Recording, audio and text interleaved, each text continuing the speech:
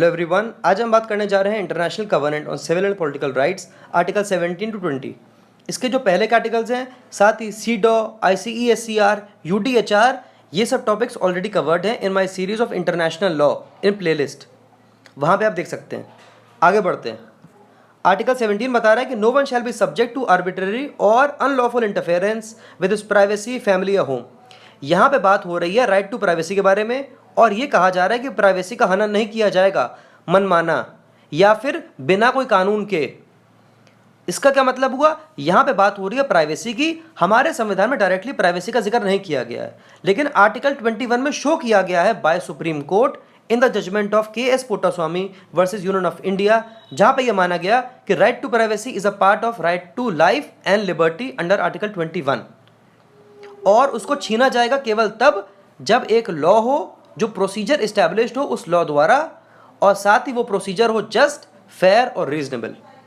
फिर बता रहा है कि everyone has a right to protection of law against such interference, कि अगर मेरी प्राइवेसी का हनन होता है तो मेरे पास कोई रेमेडी हो। हमारे पास क्या रेमेडी है? आर्टिकल 226 हाई कोर्ट और आर्टिकल 32 यानी कि सुप्रीम कोर्ट के लिए जुडिशियल रिव्यू। आर्टिकल 18 क्या बता रहा है?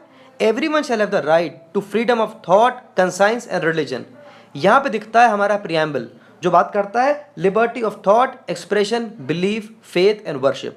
साथ ही आर्टिकल 25 एंड 26 जो बात करता है right to freedom of religion. This right shall include freedom to have, यानी कि धर्म होना चाहिए, मेरा अधिकार है कि मैं अपना धर्म अडॉप्ट कर लूँ या फिर कोई और धर्म में चेंज कर लूँ, उसका भी अधिकार होगा, ईदर इंडिविजुअली और इन कम्युनिटी। आर्टिकल 21 बात करता है इंडिविजुअल फ्रीडम की ऑफ रिलीजन। आर्टिकल 26 बात करता है डिनोमिनेशन या सेक्ट देयर ऑफ, वो बात करता है कम्युनिटी या ग्रुप राइट्स की। विद अदर्स इन पब्लिक या private to manifest his religion, कि अपने धर्म का मैं इस्तेमाल करूं या उसको मैं आगे फैलाऊं या उसको मैं मानूं, प्रैक्टिस करूं, उस सबकी मुझे अधिकार देता है। Worship of his teaching. No one shall be subject to coercion which would impair his freedom to have, adopt a religion or belief of his choice, यानी कि कोई इस तरह का कानून नहीं बनेगा जो मुझे इन अधिकारों से रोके, टू अडॉप्ट अ रिलीजन या belief of my choice. Freedom to manifest one own religion या बिलीव्स, कि मैं अपने धर्म को प्रैक्टिस करूं, प्रोपोगेट करूं, किसी तरह प्रोफेस करूं, इन सब का अधिकार मुझे दे रखा है, जैसे कि हमारे आर्टिकल 25 में दे रखा है। To such limitations as prescribed by law, और अगर कोई लिमिटेशन होगी तो वो होगी prescribed by law.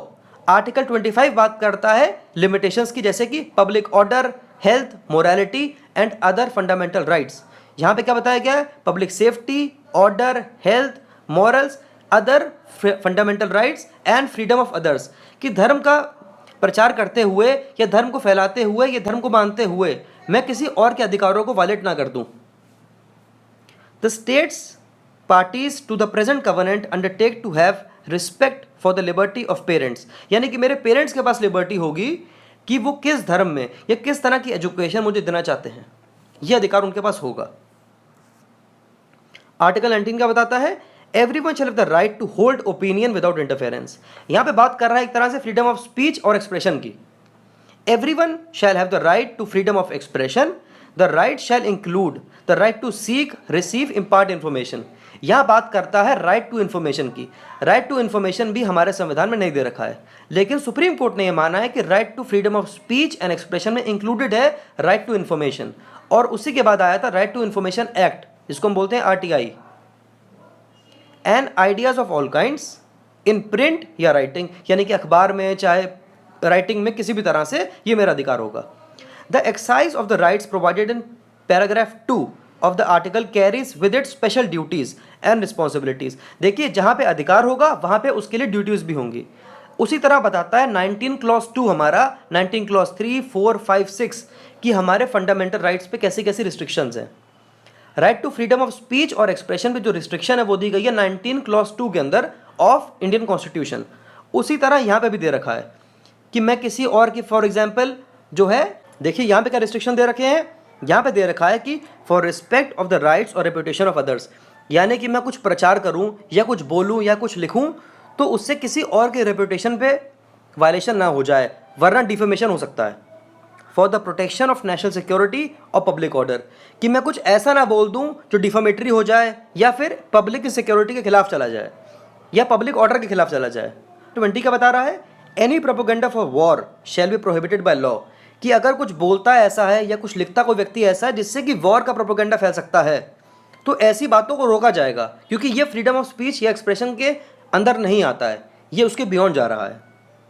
Any advocacy of national, racial या religious hatred that constitutes incitement of discrimination, कि अगर इस तरह की न्यूज़ आ रही है या इस तरह का लेख आ रहा है जिससे कि पता चल रहा है कि आप डिस्क्रिमिनेट करिए इनकी तरफ, या ये लोग जो हैं हॉस्टाइल हैं, ये देशभक्त नहीं हैं। इस तरह होता था रेडियो रुवांडा में।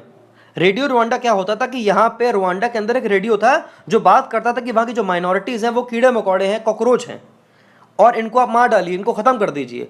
तो ऐसी जो बातें हैं इनको रोका जाएगा ताकि इंसाइटमेंट ऑफ वायलेंस ना हो पाए और फ्रीडम ऑफ स्पीच और एक्सप्रेशन की एक इज्जत हो। अगर आपको वीडियो पसंद आता है तो उसको लाइक करिए, चैनल को सब्सक्राइब करिए और वीडियो को शेयर करिए। Thank you.